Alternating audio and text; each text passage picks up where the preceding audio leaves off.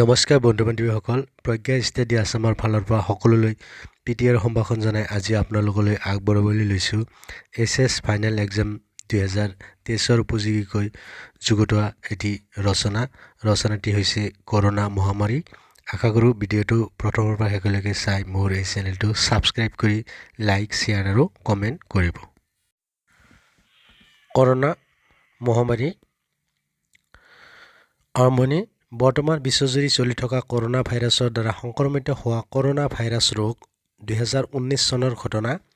এই ৰোগৰ কাৰক হ'ল SARS-CoV-2, যি 2019 বৰ্ষত চীনৰ হুবেই প্ৰান্তৰ ইউহান চহৰত প্ৰথম চিনাক্ত হৈছিল। 2020 বৰ্ষৰ 11 মাৰ্চত বিশ্ব স্বাস্থ্য সংস্থাই এই ঘটনাক বৈশ্বিক মহামাৰী হিচাপে ঘোষণা কৰিছে। লক্ষণসমূহ: জ্বৰ, কাহ, ভাগৰ লগা, উশাহ লওঁতে কষ্ট হোৱা আৰু গোন্ধ আৰু সোৱাদ হেৰুওৱা এই ৰোগৰ সাধাৰণ লক্ষণ। অধিকাংশতে ৰোগীয়ে অলপীয়া লক্ষণ দেখা যায় যদিও একাংশৰ চাইটকাইন ষ্ট্ৰম, দেহৰ অংগসমূহ বিকল হোৱা, চেপ্টিক শ্বক, ৰক্ত আতঞ্চনৰ পৰা একিউট ৰেছপিৰেটৰী ডিষ্ট্ৰেছ চিণ্ড্ৰম হয়গৈ। ভাইৰাছৰ আক্ৰমণৰ পৰা লক্ষণ ওলাবলৈ সাধাৰণতে 5 দিন লাগে, কিন্তু 2 পৰা 14 দিন পৰ্যন্তও হ'ব পাৰে। সাধাৰণতে এই ভাইৰাছ মানুহৰ নিকট সংস্পৰ্শ আৰু কাহ মাৰিলে, হাঁচি মাৰিলে আৰু কথা ক'লে ওলোৱা শ্বসন ড্ৰপলেটৰ জৰিয়তে বিয়পে। এই ড্ৰপলেটবোৰ সাধাৰণতে বতাহত দৌৰলৈ যোৱাৰ সলনি মাটিলৈ বা পৃষ্ঠলৈ সৰি পৰে। দূষিত পৃষ্ঠ চুই মুখমণ্ডলত হাত লগালেও ই বিয়পিব পাৰে। ৰোগৰ লক্ষণ ওলোৱাৰ 3 দিনৰ ভিতৰত ই আটাইতকৈ বেছি সংক্ৰামক, কিন্তু লক্ষণ ওলোৱাৰ আগতে আৰু লক্ষণ নথকা লোকৰ পৰা ৰোগ সোঁচৰা সম্ভৱ। নাচিকা গ্ৰহণীৰ পৰা কপাহেৰে লোৱা নমুনা পৰীক্ষা কৰি এই ৰোগ নিৰ্ণয় কৰা হয়। লক্ষণ আৰু বিপদাশংকাৰ ওপৰত ভিত্তি কৰি সন্দেহ হ'লে বুকুৰ চিটি স্কেনো সহায়ক হয়, কিন্তু নিয়মীয়া পৰীক্ষাৰ বাবে নিৰ্দেশাৱলীয়ে চিটি স্কেন অনুমোদন নকৰে।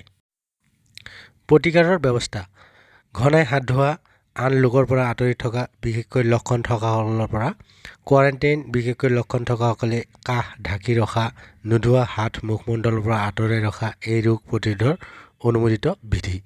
স্বাস্থ্য বিষয়াসকল ৰাজহুৱা স্থানত সাধাৰণ লোকে মাস্ক বা মুখবন্ধ ব্যৱহাৰ কৰাত অনুমোদন জনাইছে আৰু কিছুমান ঠাইত এয়া বাধ্যতামূলক। N95ৰ দৰে মেডিকেল মাস্ক স্বাস্থ্যকৰ্মী আৰু ৰোগীক পৰিচৰ্যা কৰা লোকসকলেহে পৰিধান কৰিব লাগে বুলি জনোৱা হৈছে। নিত্যকৰ্মৰ পিছত বা দেখাত অপৰিষ্কাৰ হৈ থাকিলে আহাৰ গ্ৰহণ কৰাৰ আগত নাক পৰিষ্কাৰ কৰা আৰু কাহ মৰা বা হাঁচিওৱাৰ পিছত সকলোকে চাবোনেৰে কমেও 20 ছেকেণ্ড ধৰি হাত ধুবলৈ CDCয়ে পৰামৰ্শ দিয়ে।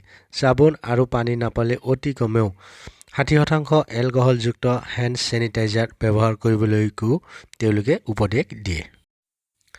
যিসমূহ ঠাইত বাণিজ্যিক ছেনিটাইজাৰ সহজে পোৱা নাযায়, তেনে ঠাইত স্থানীয় উৎপাদনৰ কাৰণে বিশ্ব স্বাস্থ্য সংস্থাই 2টা যৌগৰ সূত্ৰ বা ফৰ্মুলেশ্যন প্ৰদান কৰিছে। এই ফৰ্মুলেশ্যন কেইটাত ইথানল বা আইচপ্ৰপানলৰ পৰা বীজাণু ধ্বংসকাৰী প্ৰক্ৰিয়াটো আৰম্ভ হয়।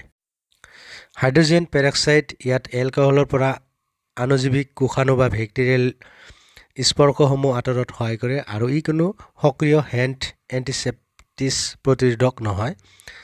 গ্লাইচেৰলক আৰ্দ্ৰতা বজাই ৰাখিবলৈ ফৰ্মুলেশ্যনত ব্যৱহাৰ কৰা হয়। সামৰণি: বিশ্ব স্বাস্থ্য সংস্থাৰ মতে ক'ভিড-19ৰ কোনো নিৰ্দিষ্ট প্ৰতিষেধক বা এণ্টিভাইৰেল ঔষধ নাই। লক্ষণগত চিকিৎসা সামৰ্থক শুশ্ৰূষা, ৰোগীক আঁতৰাই ৰখা আৰু পৰীক্ষামূলক ঔষধেই ইয়াৰ বৰ্তমানৰ চিকিৎসা। বিশ্ব স্বাস্থ্য সংস্থাই 2020 চনৰ 30 জানুৱাৰীত কৰোনা ভাইৰাছ মহামাৰীক আন্তঃৰাষ্ট্ৰীয় আশংকাৰ ৰাজহুৱা স্বাস্থ্য জৰুৰীকালীন অৱস্থা বুলি ঘোষণা কৰে আৰু একে বছৰৰে 11 মাৰ্চত বৈশ্বিক মহামাৰী বুলি ঘোষণা কৰে। 2টা ৱৰ্ল্ড হেল্থ অৰ্গেনাইজেশ্যনৰ অঞ্চলৰ অন্তৰ্ভুক্ত বহু দেশত ৰোগবিধৰ স্থানীয় সংক্ৰমণৰ প্ৰমাণ পোৱা গৈছে। বন্ধু-বান্ধৱীসকল, আজিলৈ ইমানেই। এনেধৰণৰ নতুন ভিডিঅ' পাবলৈ মোৰ চেনেলটো ছাবস্ক্ৰাইব কৰি লাইক, শ্বেয়াৰ আৰু কমেণ্ট কৰিব।